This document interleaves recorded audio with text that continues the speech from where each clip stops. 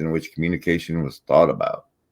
It provided a model for thinking about communication, a model I have called a transmission model, and displaced older religious views of communication even as the new technology was mediated through religious language. And it opened up new ways of thinking about communication within both the formal practice of theory and the practical consciousness of everyday life. In this sense, the telegraph was not only a new tool of commerce, but also a thing to think with, an agency for the alteration of ideas. Ooh, that's an agency for the alteration of ideas is something you would highlight, probably. No, but I would immediately run the clip after the promo, the branding afterwards. A thorough treatment of the consequences of the telegraph would attempt to demonstrate how this instrument altered the spatial and temporal boundaries of human interaction, brought into existence new forms of language as well as new conceptual systems, and brought about new structures of social relations, particularly by fostering a national commercial middle class. These consequences were also displacements. Older forms of language and writing declined, traditional social interactions waned, and the pattern of city-state capitalism that dominated the first half of the 19th century was broken up. I intend now to concentrate on the relationship between the telegraph and ideas, between broadly the telegraph and ideology. I hope also to insinuate throughout some observations on the broader matters noted earlier. There are three relationships between the telegraph and ideology. Two of them have received some attention, and I will mention them only in passing in order to concentrate on a relationship that has not yet been investigated. The first relationship between... The first is the relationship between the telegraph and monopoly capitalism, the principal subject of Thomson's Wiring a Continent.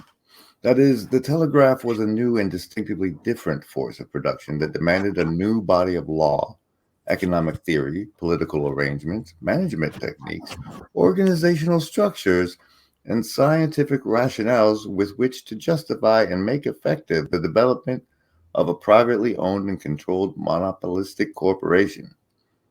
This problem can be looked at as one of the relationships among a force of production, the organizational forms and administration techniques that realize it, and the explanatory and justifying ideology that guides and legitimizes its institutionalization.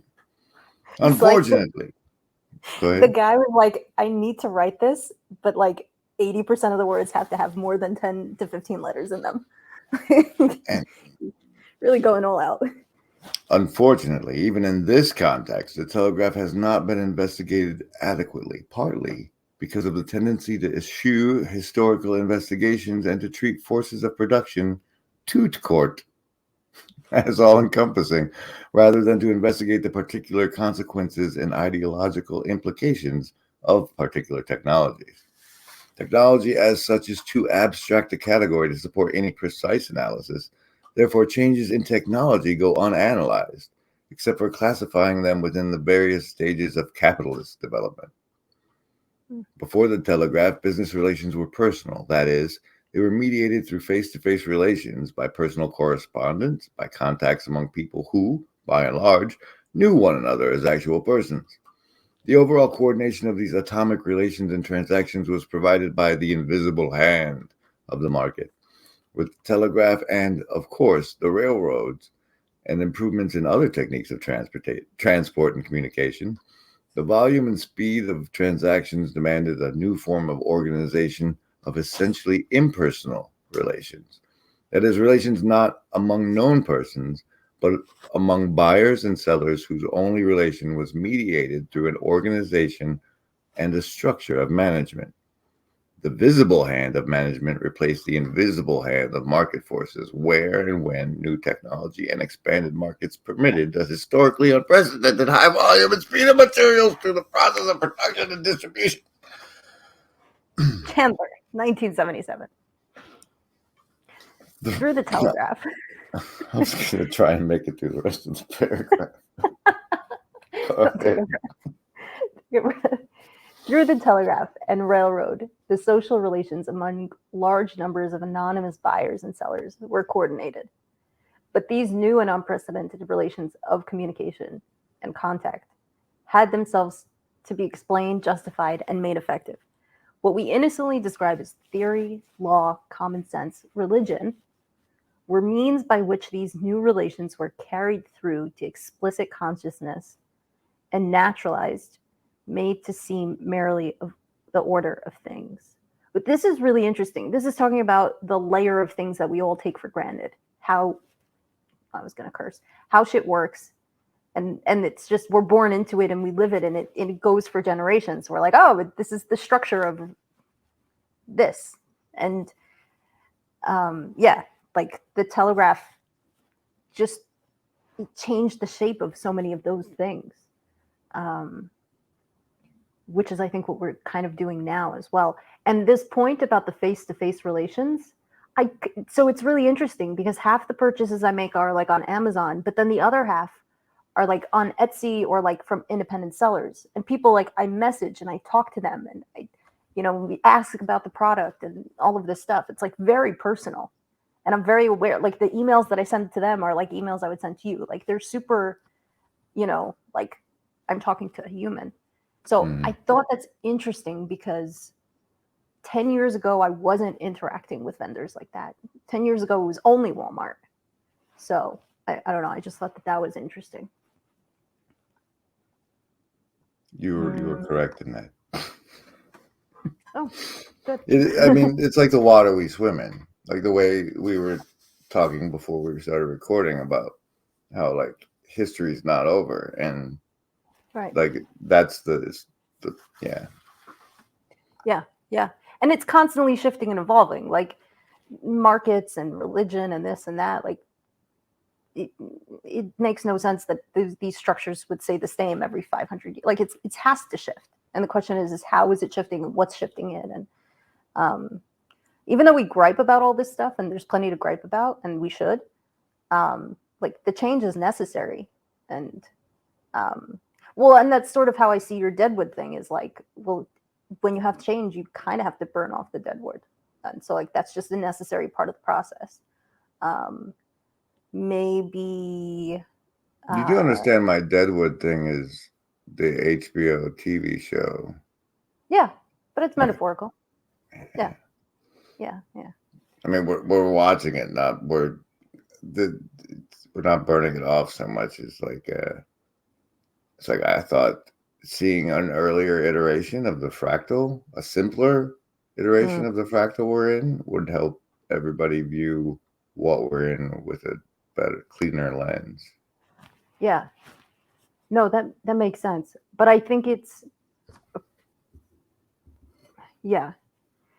interesting because social media brought in, like, prior to social media, it was normal to delete a contact from your, like, if you weren't talking to someone for a couple of years, you didn't keep their contact information. Like, it was like, why? It was understood that some relationships stayed with you a whole life and some of them like came and went. And there wasn't anything bad about that. This idea that I would go to a space and constantly revisit the past that's gone is, in my mind, super unhealthy. But like the nature of that medium was sort of like, we're going to hold on to everything. Now I have 1,500 like people, and I'm getting this input and I'm consuming it. So I'm constantly consuming things that have like should have died in my life. And now I'm right, but I'm not allowing it to die. I'm just that actually gives me like a feeling in the pit of my stomach of like, ooh, that's gross. The time I'm spending doing that, I'm not forming healthy new relationships with the people actually around me. Right. It's actually detrimental to building anything. Well, this is kind of like what I was saying before, is like if I fill my life with like all sorts of random relationships, then I won't get the ones that I want.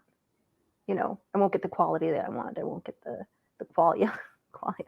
It's a fun word. I didn't know that word before like a few weeks ago. I don't even know if I used it correctly. But yeah, today I went through my phone book and deleted people who I'm like, yeah, this is a lovely person, but we haven't talked in 3 years and I'm not gonna talk to them. There are some people who we haven't talked in a couple of years and I'm like, yeah, I'll talk to them in a year or two. We'll check in, possibly. And so like there are a few people like that I kept, but it actually feels great. It's like, oh, well, now this is intentional. This is the people who I want to come here are going to come here. The people that I want to go to, I'm going to go to them. And like, I don't know. Yeah. That's fascinating. When you mentioned it, it made me realize that the reason I don't get rid of most of the old numbers is because should they call at some time, I don't want to be the ass. Who is this? Yeah. What, you deleted my number? Yeah. But like at that point, I just have to own up to it. Yeah. It's like, yeah, I did. Yeah. I don't know. I thought you were happy without me. Yeah. Like when I deleted Facebook a couple years ago, like you have that, like, it occurred to me that like the whole like, oh, what if I can't reach this person, blah blah blah.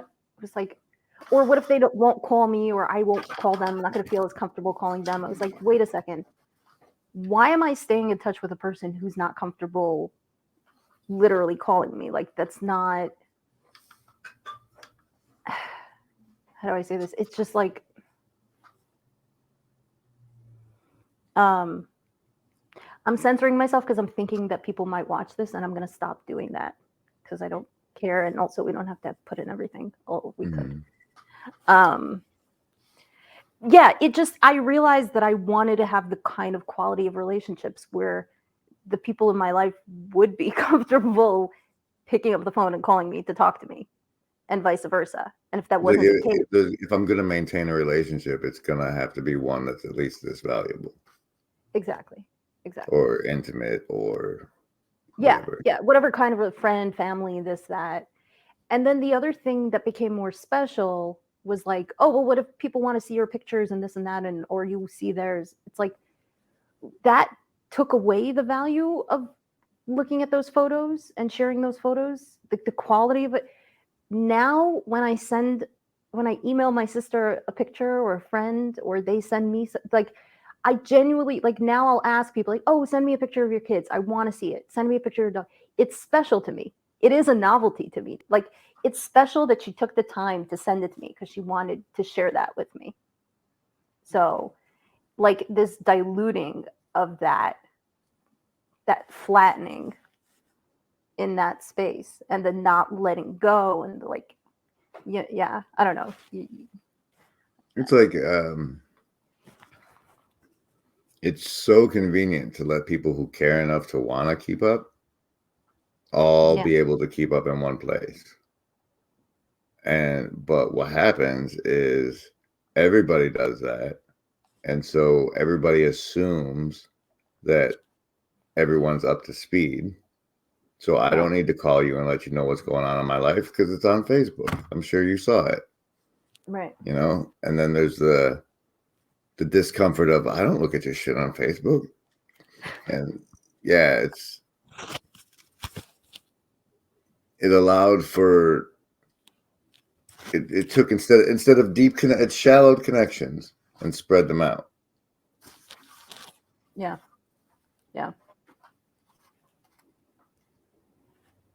Oh, sorry. I'm admiring my nails. I got distracted. Doing a PVK. The man with his ADHD. I'm looking at how much of this is left, and oh God! All right, let's go.